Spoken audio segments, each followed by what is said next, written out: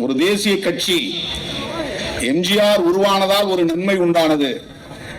எம்ஜிஆர் கலைஞருக்கு எதிராக விமர்சனம் செய்தார், வெறுப்பு அரசியலை விதைத்தார், அல்லது திராவிட இயக்கத்துக்குள்ளே பார்ப்பனியத்தை ஊடுருவ செய்வதற்கு காரணமாக இருந்தார்.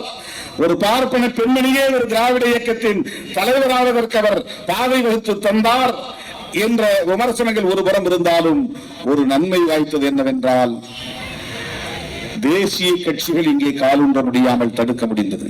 திமுகவா அதிமுகவா என்று 50 ஆண்டுகளுக்கு மேலாக இந்த அரசியல் சுழல நேர்ந்தது. இங்கே காங்கிரஸ் வளர முடியாமல் போனது என்பதை விட பிஜேபி காலூன்ற முடியாமல் போனது. அதற்கு மிக முக்கிய இன்னொரு காரணம், பல காரணங்கள் இருந்தாலும் காங்கிரஸ் இங்கே வலிமை பெற்று இருந்திருந்தால் காங்கிரசுக்கு எதிராக பிஜேபி காலூன்றி இருக்கும். ஒரு தேசிய கட்சி இருக்கிற இடத்தில் காங்கிரஸ் எந்த இடத்தில் இருக்கிறதோ அந்த இடத்தில் வேகமாக பிஜேபி வளரும். மாநில கட்சிகளோடு அவர்களை பொருத்தி பார்க்க வாய்ப்பில்லை. தேசிய கட்சிகளோடு தான் மக்கள் பொருத்தி பார்ப்பார்கள்.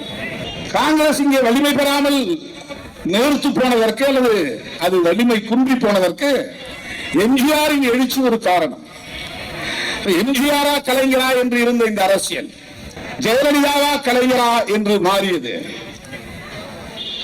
ஆனால் எப்போதும் கலைஞர் தான் அங்கே மையப்புள்ளியாக இருக்கிறார், மைய அரசியலாக இருக்கிறார் என்பதுதான் தமிழ்நாடு அரசியல்.